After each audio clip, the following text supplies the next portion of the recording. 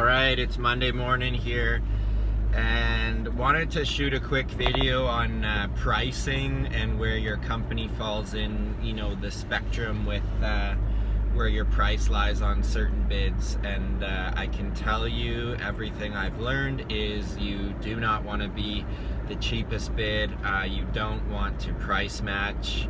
And in fact, you want to, you want to be the premium price provider in your market or pretty close to that. And I will run through a few reasons why I think that, and we'll go from there. So first of all, number one, you need to charge a certain price because your business needs to make profit. Now, this is a misunderstood concept, I think, with small home service based businesses, in that a lot of people think you go out and do a $200 job, you clean someone's windows, and they'll say, I made $200 today. But it's actually not proper to say that. You could say the company had that in revenue, that's accurate, but you didn't personally make the $200.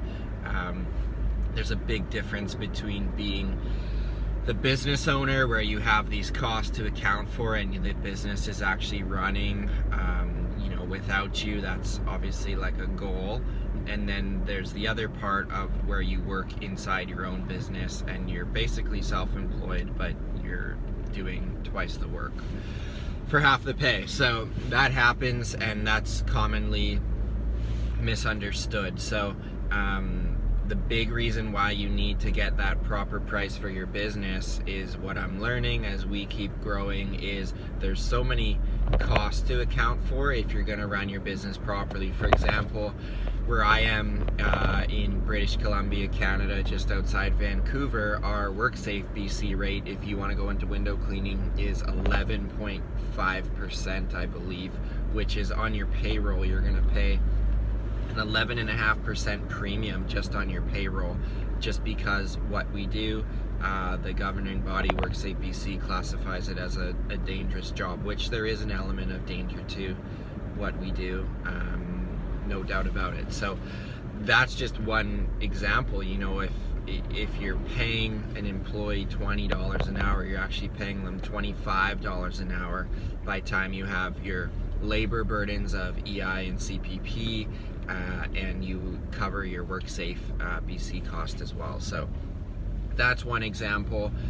If you want to have money for marketing, if you want to have money for recruiting, gassing up all your trucks, insurance, with us, those are big ones. WorkSafe BC, fuel's going up, ICBC rates are going up. So this is not a video of a rant to say, this is so terrible. It's more saying there are costs, legitimate costs of business that need to be accounted for, that if you don't, your battleship is going to be sunk, and you're going to come through your year and be like, crap, I didn't make any money, or I didn't make the money I was wanting to, or I would have been better going to work for somebody else. And that's what I'm learning.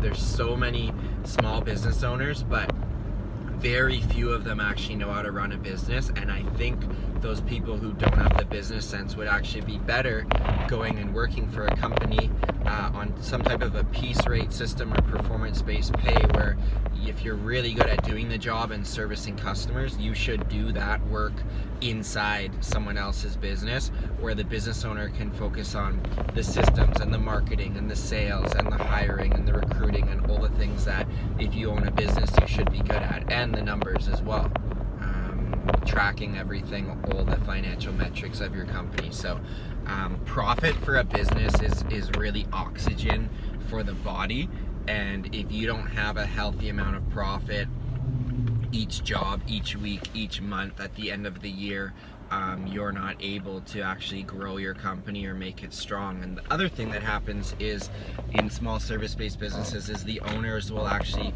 starve their business of profits. So say if your company does $200,000 in revenue a year, and you make $60,000 profit of that, but then the owner takes a $60,000 dividend at year end, there's actually no money left in the account for the business to grow, and that's a problem as well. So there's really no good way to go about it when you get started. It's going to take, if you're starting your service-based business, it's going to take a ton of time. It's going to take your blood, sweat, and tears. It's going to take your effort. It's going to take sacrifice. And it's going to take money to grow as well. This year, we're in our just coming through our 4th season here. Our first year really wasn't, a full year as much as it was just cleaning homes for a few months, but we're 3.5 years in now, and this year I've spent almost $60,000 to grow the company, and you wonder what all that stuff is. Well, it's investing in marketing, it's buying equipment, it's putting wraps on like vehicle wraps on all of our vans, it's buying water fed poles, buying filters, it's buying 10 power washers or so that are really good ones that will last a long time. It's getting storage for our business set up. It's getting a trademark filed. It's all these things. So, depending how aggressive you want to grow, I'm just saying the money's going to need to come from somewhere. So, what I would suggest is figuring out the cost of your business, what it's legitimately going to take to run your business. 2, how much do you, the owner, want to be making, and how much will you take out of the account? And then 3, what are you going to need to save in that business bank account so that you can keep reinvesting the growth of your company? You've got time, you've got money, you've got energy. Time and energy are much more important than the money. You'll always figure that part out, is my opinion. So I would say if you could spend the money to grow now and save yourself 3 years, 4 years, 5 years that it takes, I think that's would be a good investment to save you time, because I don't think you really want to grow your business incrementally, a little tiny bit each year. I think when you start, you want to kind of hit the ground running and grow as you figure it out. Then you systematize, tweak, and then you can kind of grow from there. So those are my thoughts on pricing. So you probably need to price more than you think. When we started this year, I thought we had to be at a certain level, and mid-season I was like, no, we need to be here. And now end of season, I'm like, oh, we actually need to be higher. And so our sales ratio is dropping slightly. So if we book 10 jobs instead of booking 6, we're going to book now, say 4, but those 4 we're getting are all priced really well. And I read a stat somewhere that if you bump your prices 10%, so you're going to charge 10% more than you previously did, you're going to lose the bottom feeders of your customers, the very price sensitive ones that are super annoying and call you all the time and always want a discount and to price match, and they're typically smaller jobs. Who those clients are. So you boost your prices 10%, those bottom people are going to fall off, but your profitability is going to boost 40%, which is a bit hard to wrap your mind around, but I forget where I read it or heard it, but I did hear it.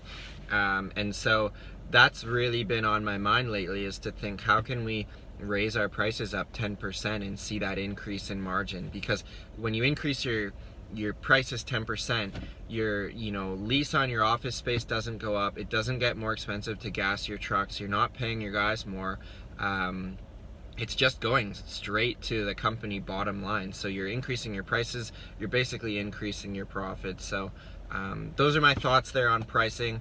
Let me know if you've got any questions. You can always send me an email, dave@revivewashing.com. I love to connect with other service-based business owners, because we all go through very similar things. How do we make money? How do we do a good job? How do we hire employees and team members? How do we train them effectively? How do we scale our businesses? These are all things that are going on in my mind. I'm trying to learn and read through books and podcasts and talk to other business owners and experience things myself in my company. So we all go through very similar challenges, and so I think it's good to have a wolf pack you can consult with and talk through this stuff with. So that's my pricing for now, or sorry, my video for now on pricing and being, close to a premium price provider in your area, and never to be that cheapest bid, because getting the cheapest bid, it's just a race to the bottom, and it's not a business that you want to